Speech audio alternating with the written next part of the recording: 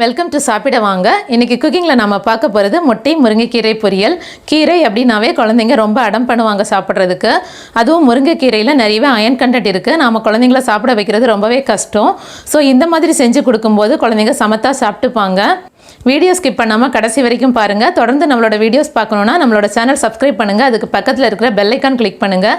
ஃபேஸ்புக்கில் கூட நம்மளோட பேஜ் இருக்குது, அங்கேயும் போய் பாருங்கள், லைக் பண்ணுங்கள், உங்கள் ஃப்ரெண்ட்ஸ்க்கு ஷேர் பண்ணுங்கள்.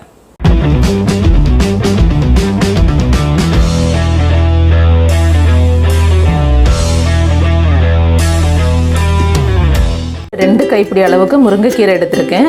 அதை நல்லா மஞ்சள் போட்டு கழுவி எடுத்து வச்சுருக்கேன். கொஞ்சம் கொஞ்சமாக இது மாதிரி எடுத்துக்கோங்க. இந்த மாதிரி கொஞ்சமாக எடுத்து ரொம்ப பொடியாக கட் பண்ணணும் அப்படின்னு இல்லை, முடிஞ்ச வரைக்கும் கொஞ்சம் கட் பண்ணி எடுத்துக்கோங்க. சாப்பிடும்போது கொஞ்சம் நல்லா இருக்கும். ஸோ அதுக்காக தான் கட் பண்ணுறோம். கட் பண்ணாமல் நீங்கள் அப்படியே பண்ணுறதுனாலும் பண்ணலாம். ஸோ எனக்கு கட் பண்ணால் பிடிக்கும், அதனால் நான் கட் பண்ணுறேன். இது மாதிரி எல்லாத்தையும் கட் பண்ணி எடுத்துக்கலாம். இது மாதிரி கட் பண்ணி எடுத்துக்கோங்க. ஸ்டவ்வில் ஒரு பேன் வச்சுட்டு ஒரு 2 டேபிள் ஸ்பூன் அளவுக்கு ஆயில் ஆட் பண்ணிக்கலாம். ஆயில் சூடானதும் 1 டீஸ்பூன் கடுகு, 1 டீஸ்பூன் உளுத்தம்பருப்பு சேர்த்துக்கலாம். கடுகு வெடிக்கட்டும். கடுகு வெடித்ததும் பொடியாக கட் பண்ண ஒரு பெரிய வெங்காயம் சேர்த்துக்கலாம். கொஞ்சமாக மிக்ஸ் பண்ணி விட்டுக்கலாம். இது கூடவே பொடியாக கட் பண்ண 2 பச்சை மிளகாய் சேர்த்து நல்லா வதக்கிக்கலாம். கொஞ்சமாக கோல்டன் கலர் வர வரைக்கும் ஃப்ரை பண்ணிக்கலாம். கொஞ்சமாக கோல்டன் கலர் ஆயிடுச்சு. இப்போ இது கூடவே முருங்கைக்கீரையை சேர்த்துக்கலாம். பாதி அளவுக்கு கீரை வெந்துடுச்சு. இப்போ கொஞ்சமாக தண்ணி தெளித்து விட்டுக்கிறேன். இது மாதிரி தெளித்து மட்டும் விடுங்க, நிறையா தண்ணி ஊற்றிட வேண்டாம். இப்போது இது கூடவே தேவையான அளவுக்கு உப்பு சேர்த்துக்கலாம். நான் ஒரு 1/4 டேபிள் ஸ்பூன் அளவுக்கு சேர்த்துருக்கேன். டேஸ்ட்டு பார்த்துட்டு உங்களுக்கு தேவைன்னா அதுக்கப்புறமா சேர்த்துக்கோங்க. இப்போ கீரை நல்லாவே வெந்துடுச்சு. நான் இப்போ 2 எக் எடுத்து 2 பிஞ்ச் அளவுக்கு உப்பு சேர்த்து நல்லா மிக்ஸ் பண்ணி வச்சுருக்கேன்.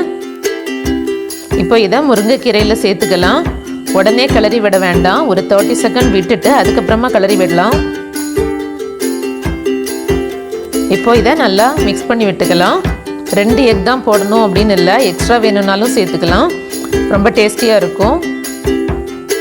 எக்குக்கு பதிலாக துருவின தேங்காய் சேர்த்தும் பண்ணிக்கலாம். அதுவும் ரொம்ப டேஸ்ட்டாக தான் இருக்கும். ஸ்டவ் மீடியம் ஃப்ளேமில் வச்சு நல்லா மிக்ஸ் பண்ணி விட்டுக்கலாம். கீரை கொஞ்சம் கெட்டியாக இருக்கும் எக்கோடு சேர்ந்து. அதை கொஞ்சம் கொஞ்சமாக இப்படி பிரித்து விட்டுக்கலாம். இப்போ எக்கும் நல்லா வெந்துருச்சு. கீரையில் நல்லா மிக்ஸ் ஆகிடுச்சு. அவ்வளோதான், சூப்பரான முட்டை முருங்கைக்கீரை ரெடி.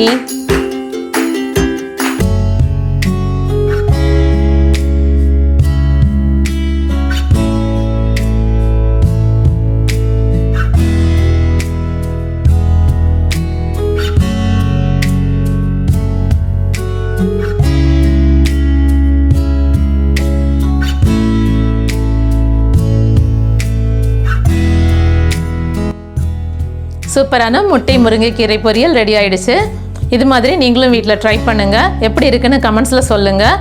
இந்த டிஷ் பிடிச்சிருந்தால் லைக் பண்ணுங்கள், உங்கள் ஃப்ரெண்ட்ஸ்க்கு ஷேர் பண்ணுங்கள். டேஸ்டியாக சாப்பிடுங்க, ஹெல்த்தியாக இருங்க. Thank you so much.